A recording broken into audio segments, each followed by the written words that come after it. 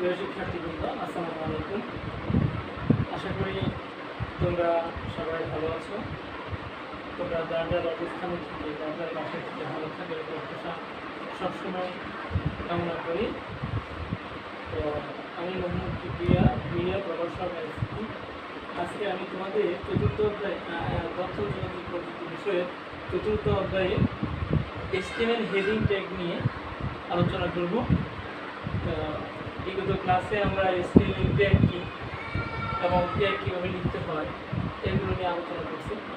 আজকে আমরা হেডিং ট্যাগের ব্যবহার, অর্থাৎ হেডিং ট্যাগ ব্যবহার করে ওয়েব পেজ কীভাবে ডিজাইন করা যায় বা ওয়েব পেজে হেডিং ট্যাগ কী কাজ করে, কি আউটপুট প্রদান করে এ নিয়ে আমরা কথা বলবো এবং তো প্রথম কথা হচ্ছে হেডিং কি। হেডিং ইংরেজি শব্দ। হেডিং শব্দ হচ্ছে শিরোনাম। হেডিং শব্দ হচ্ছে শিরোনাম।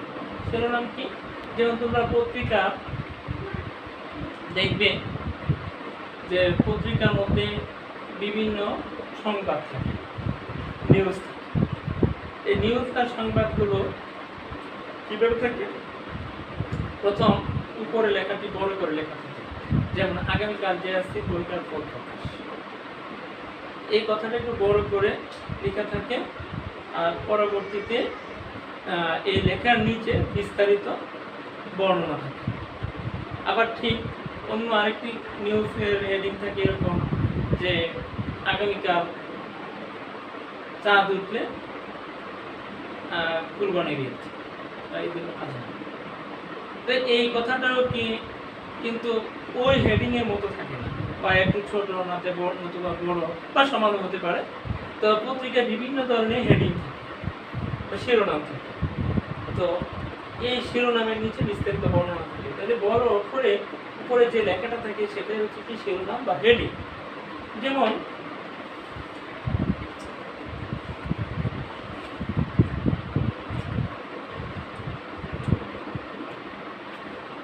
এখানে আমরা বইয়ের মধ্যে আমাদের টপিক্সের বিভিন্ন হেডিং আছে, যেমন এখানে লেখা আছে বিস্তারিত সূচিপত্র। তো বিস্তারিত সূচিপত্র লেখাটি কি করে আছে? একটু বড় করে লেখা আছে, আর নিচের লেখাগুলো কিন্তু সেম, একই একটু ছোট করে একটি সেম আকৃতিতে লেখা আছে। তাহলে এই ক্ষেত্রে বিস্তারিত সূচিপত্র এটি হচ্ছে হেডিং। এখানে লেখা আছে তথ্য যোগাযোগ প্রযুক্তির সাম্প্রতিক প্রবণতা। তাহলে এই লেখাটি একটু বড় করে লেখা আছে, এই লেখাটি হচ্ছে হেডিং। আর এর নিচে যে লেখাটা, এই লেখাটি হচ্ছে, তাহলে এই ডকুমেন্টের হেডিংটা হচ্ছে এইটা। তো ঠিক তথ্য মানে এভাবে ওয়েব পেজে বিভিন্ন তথ্য সংযোজন করার ক্ষেত্রে, ডকুমেন্ট সংযোজন করার ক্ষেত্রে আমরা ডকুমেন্টের কি দিয়ে থাকি? হেডিং দিয়ে থাকি। তাহলে এই হেডিংগুলো আমরা কিভাবে দিব, আজকে ওয়েব পেজে কীভাবে হেডিং দেওয়া যায় এই নিয়ে আলোচনা করব। আশা করি তোমরা হেডিংটা বুঝে গেছো। আমি আরও একটু বোঝানোর জন্য তোমাদের এখানে বোর্ডে একটু লিখি। যেমন এখানে লেখা আছে দি কাউ, নিচে লেখা আছে the cow is domestic animal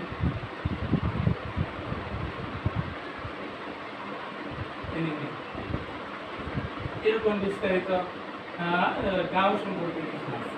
তাহলে উপরে লেখা আছে কি দি কাউ, আর নিচে লেখা আছে কাউ সম্পর্কে বর্ণনা। তাহলে এই ডকুমেন্টের এই হেডিংটা হচ্ছে দি কাউ। তাহলে এরকম হেডিং এর বিভিন্ন রকম হেডিং আছে। তাহলে ওয়েব পেজে 6 প্রকার হেডিং দেওয়া যায়। কয় প্রকার? 6 প্রকার। আর এই 6 প্রকার হেডিংকে দেওয়ার জন্য 6টি ট্যাগ ব্যবহার করা হয়। 6 প্রকার হেডিং দেওয়ার জন্য কি 6 রকম ট্যাগ ব্যবহার করা হয়। পরীক্ষায় যদি প্রশ্ন আছে HTML এর হেডিং ট্যাগ কত প্রকার, তাহলে আনসার কি? HTML এর হেডিং ট্যাগ 6 প্রকার। কি কি? প্রথম হচ্ছে H1 /H1, তারপরে H2 /H2, H3 /H3, এভাবে H6 করবে।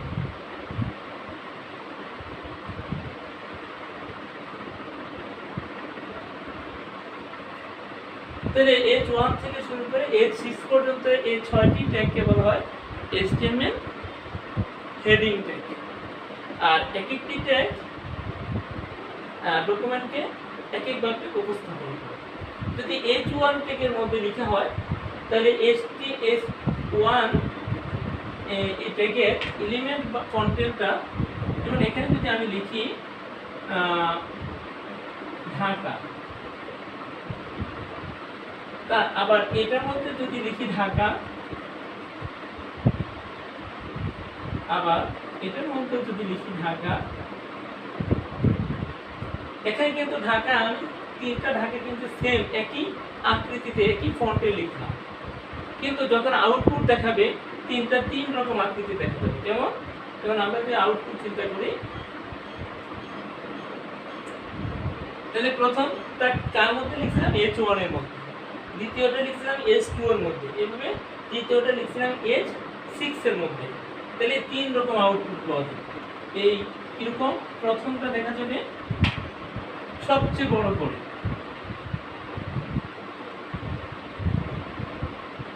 দ্বিতীয়টা দেখা যাবে একটু ছোট করে, আর তৃতীয়টা একেবারে সবার ছোট দেখা যাবে। তাইলে এখানে H1 এর মধ্যে লিখছিলাম যে ঢাকা, সেই ঢাকাটা হলো সবচেয়ে বড়। H2 এর মধ্যে যে ঢাকা শব্দটি লিখছিলাম এটা আরেকটু ছোট, আর শেষে H6 এর মধ্যে যে ঢাকা শব্দটি লিখছিলাম এটা হচ্ছে সবার ছোট। তাহলে আমরা নিশ্চয় ধারণা পেয়ে গেলাম যে আমাদের HTML 6টি ট্যাগের মধ্যে সবচেয়ে বড় ফন্টে বড় আকৃতিতে লেখা প্রদর্শন করে কে H1, আর সবচেয়ে ছোট আকৃতিতে প্রকাশ করে কে H6। পরীক্ষায় সাধারণত এই প্রশ্নটা হয় ওয়েব পেজে হেডিং দেওয়ার জন্য সবচেয়ে ছোট হেডিং ট্যাগ কোনটি, তো তাহলে হলো H6, আর সবচেয়ে বড় হেডিং হলো H1, আর মাঝখানে যেগুলো সেগুলো এক একটা রকম। এখন তোমাদের যদি পরীক্ষায় এরকম প্রশ্ন হয়, সাধারণত এরকম আসতে পারে, তাহলে তোমরা কি লিখবে? ধরো তোমাদের এরকম লেখা আছে, এটা একটি নমুনা একটি পেজ দেওয়া আছে, আউটপুট দেওয়া আছে, এখানে লেখা আছে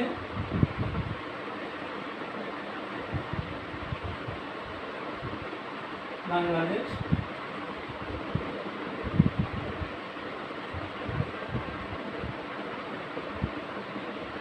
সাধারণত হাতে লিখলে একটু তত বড় লিখে যায় না, একরকম। তারপর আমি চেষ্টা করছি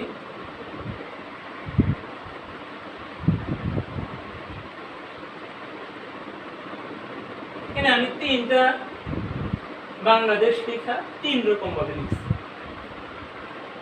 প্রথম যে বাংলাদেশ লেখাটা, মাঝে যে বাংলাদেশ লেখা এবং সবার নিচে যে বাংলাদেশ লেখাটি আছে, এই তিনটি লেখা তিন রকম।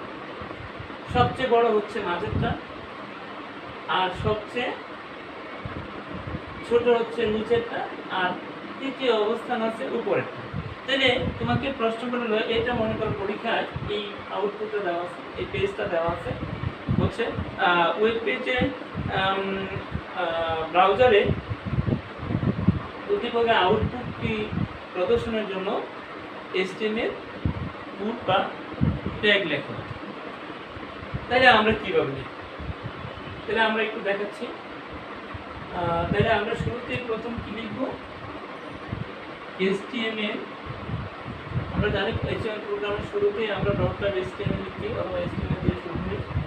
তাহলে যেহেতু এই প্রোগ্রামটি পেজটির কোনো টাইটেল বা হেডিং শিরোনাম নেই, তাই আমরা সেখানে হ্যাঁ টাইটেল না দিতে পারি, আর ইচ্ছে করলে তোমরা দিতে পারো হ্যাঁ, তারপরে কি টাইটেল, এটা না দিলেও কোনো সমস্যা নাই, স্ল্যাশ টাইটেল স্ল্যাশ সরি হ্যাঁ।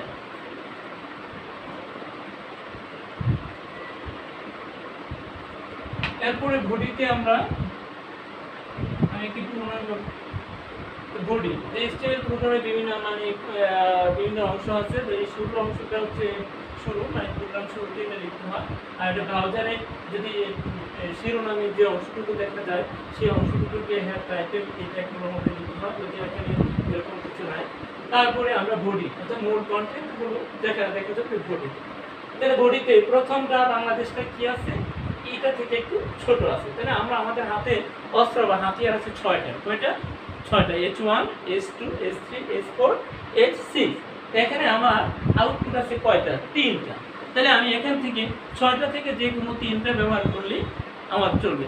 এক্ষেত্রে তোমাকে এটাকে আমি কি H1 ধরতে হবে এমন কোনো কথা না, কারণ এটাকে যদি আমি H3 ধরি তাহলে আমি এটাকে H4 ধরতে পারি, এটাকে আমরা H6 ধরতে পারি, অথবা এটাকে আমরা H1 ধরলে এটাকে H2, এটাকে H5, এরকম যে কোনো আমরা ধরতে পারি, কারণ এই লেখাগুলোর মধ্যে কিন্তু আর যদি 6টা 6 রকম দেওয়া থাকতো তাহলে কিন্তু আমার এরকম নিজের ইচ্ছা মতো দেওয়ার কোনো সুযোগ ছিল না, কারণ সবচেয়ে বড়টা দিতে হতো আমাকে H1, এরপরটাকে H2, এরপরটা H3, এরপরটা H, এভাবে আমার আছে এখানে 6 ধরনের হেডিং, আর আমার ট্যাগও আছে 6টা, সুতরাং আমার 6টার মধ্যে 6টা ইউজ করতে হবে। কিন্তু আমার হাতে আমাদের HTML ট্যাগ আছে কয়টি? 6টি, আর এখানে টেক্সট আছে কয়টি? 3টি, সুতরাং আমরা যে কোনো 3টা ইউজ করলে চলবে। তো ধরা যাক আমরা এই বাংলা এখানে এটাকে একটু ছোট ধরে করে এটাকে আমরা ধরলাম H3 লিখে এখানে লিখলাম বাংলাদেশ /H3। এরপরে আরেকটা কথা মনে রাখা ভালো যে হেডিং থেকে কখনো লাইন ব্রেক অর্থাৎ বিআর ট্যাগের ব্যবহার করতে হয় না। হেডিং সবসময় কোথায় থেকে? ডকুমেন্টের উপরে থাকে। সুতরাং এই হেডিং এর ক্ষেত্রে কি লাইন ব্রেক বা বিআর ট্যাগের প্রয়োজন নেই। অন্যান্য ক্ষেত্রে এক লাইনের নিচে যদি আরেক লাইন লিখি তাহলে অবশ্যই কি লাগবে? বিআর ট্যাগ লাগবে। তাহলে এটা তো এটা থেকে বড়, তাহলে এটাকে আমরা কি ধরি? H1 ধরি না।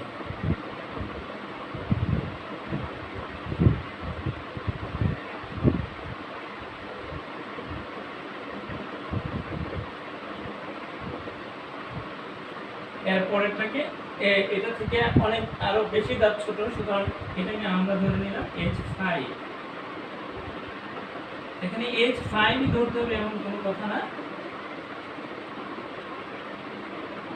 আমরা H6 ও ধরতে পারি।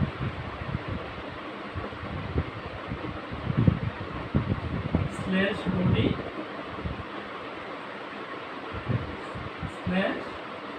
/html। তাহলে আমরা এই প্রোগ্রামটা যখন নোটপ্যাডে লিখে সেভ করে যখন আমরা ব্রাউজারে প্রদর্শন করব তখন এরকম আউটপুট দেখা যাবে। আমরা তাহলে বুঝতে পারলাম যে কিভাবে ডকুমেন্টে হেডিং বা শিরোনাম দেওয়া যায়। তাই এভাবে আমরা যদি কোনো ডকুমেন্টের শিরোনাম দিতে চাই তাহলে 6টা ট্যাগ ব্যবহার করে আমরা ওয়েব পেজে কী করতে পারি? শিরোনাম দিতে পারি। তো এই বিষয়ে যদি তোমাদের আর কোনো প্রশ্ন থাকে, অবশ্যই আশা করি তোমাদের আর কোনো প্রশ্ন থাকবে না, তার যদি থাকে তোমরা আমাকে কমেন্ট জানাতে পারো। এরপরে আমরা আজকে আলোচনা করব টেক্সট ফরম্যাটিং নিয়ে।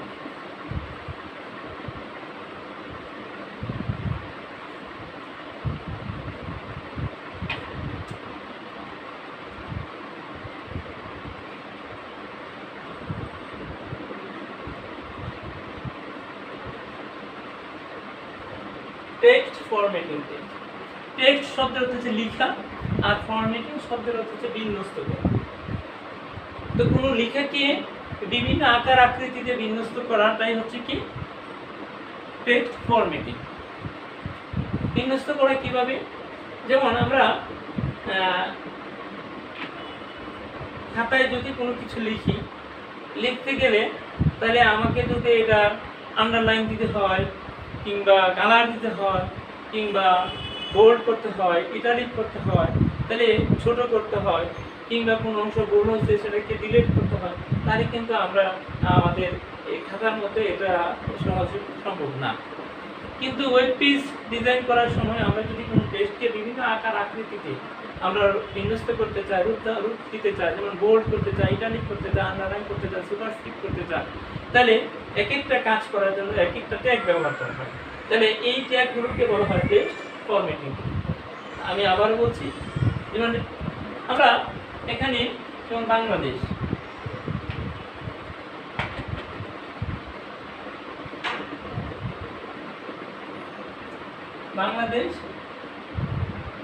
Is our homeland. এখানে বাংলাদেশ লেখাটি কি করা আছে? বাঁকা করে লেখা আছে। আর ইজ আওয়ার হোমল্যান্ড লেখাটি আছে কি স্বাভাবিকভাবে, নর্মাল।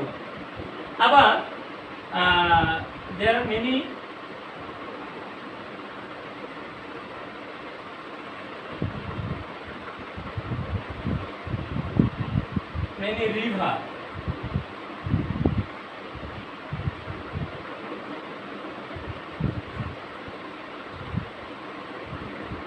river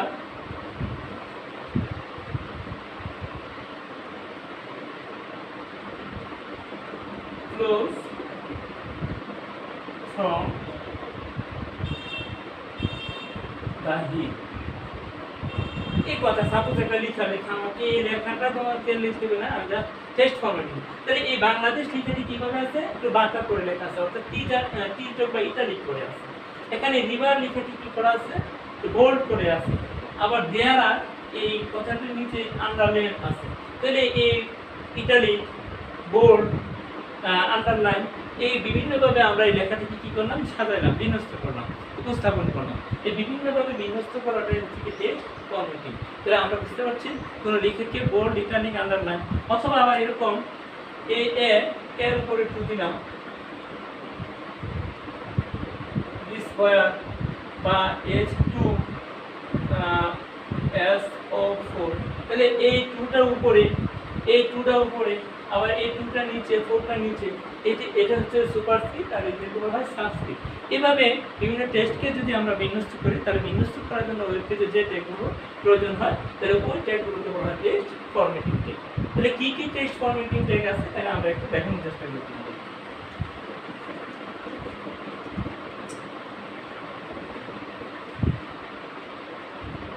যেমন তাহলে আমরা এখানে লিখলাম ট্যাগের কাজ বা ব্যবহার। ট্যাগ কি লিখলাম,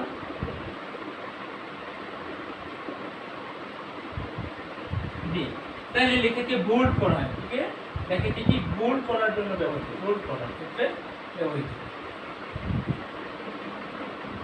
বোল্ডটি একটু মোটা করা অথবা ঘাড়ো করে দেখানো। তারপরে স্ল্যাশ আই, তাহলে এটা কি ইটালিক করার জন্য, ইটালিক করার ক্ষেত্রে ব্যবহার করা হয়। তারপরে আমরা ইউ স্ল্যাশ ইউ আন্ডারলাইন করার ক্ষেত্রে, আন্ডারলাইন করার ক্ষেত্রে। তারপরে কি এসইউপি স্ল্যাশ এসইউপি সুপারস্ক্রিপ্ট করার জন্য।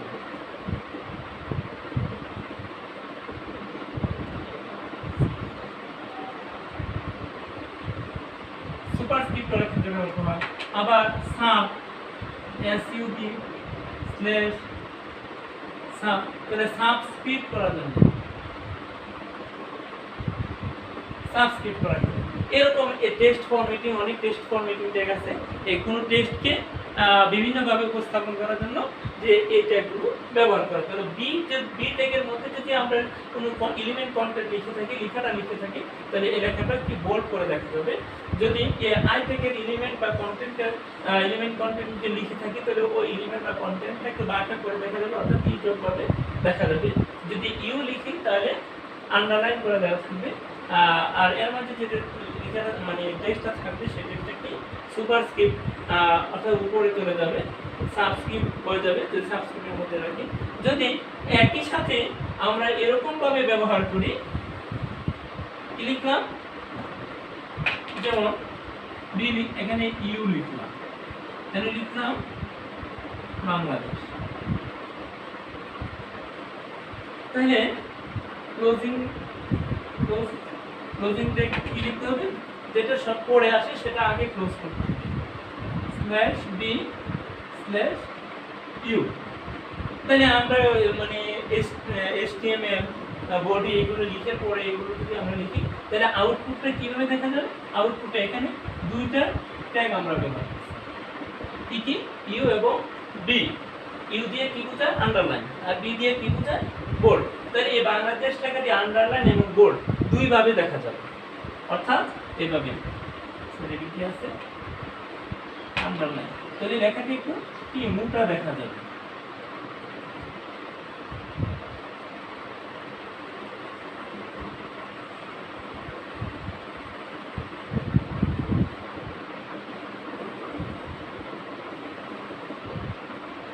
হ্যাঁ, কলম দিয়ে আমি লিখলাম, এখানে যেভাবে লেখা ছিল ঠিক কিন্তু ওইভাবে লেখা না, একটু ভালো লেখা হচ্ছে।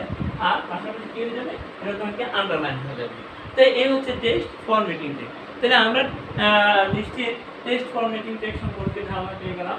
তো আজকে তোমাদেরকে আমরা দুটো ট্যাগের ব্যবহার দেখালাম, ওয়েব পেজে কীভাবে হেডিং দেওয়া যায় এবং কীভাবে কোনো টেক্সটকে বিভিন্নভাবে বিন্যস্ত করা যায়। এই বিষয়গুলো তোমাদেরকে দেখালাম। তোমরা বাসায় একটু বই দেখবে এবং যদি এই আমার আজকের ক্লাসের মধ্যে যদি কোনো মন্তব্য থাকে, কোনো সমস্যা থেকে থাকে, তোমরা অবশ্যই আমাকে ফেসবুক মেসেঞ্জারে কমেন্ট করে জানাবে। আর সবাই ভালো থেকো, সুস্থ থাক, আর সবাই যার যার বাড়িতে থাকবেন, স্বাস্থ্যবিধি মেনে চলবে, এই প্রত্যাশা করছি। আর এই অবসর সময় বাসায় একটু বই পড়বা। আমাদের স্যাররা যেভাবে তোমাদেরকে ক্লাসের গাইডলাইন দিয়ে সেই ক্লাসগুলো শুরু করবে এবং ক্লাসগুলো ফলো করার পাশাপাশি বইগুলো দেখে এগুলো আয়ত্ত করবে, এই প্রত্যাশা রাখছি। সবাই সুস্থ থাকো, ভালো থাকো। আসসালামু আলাইকুম।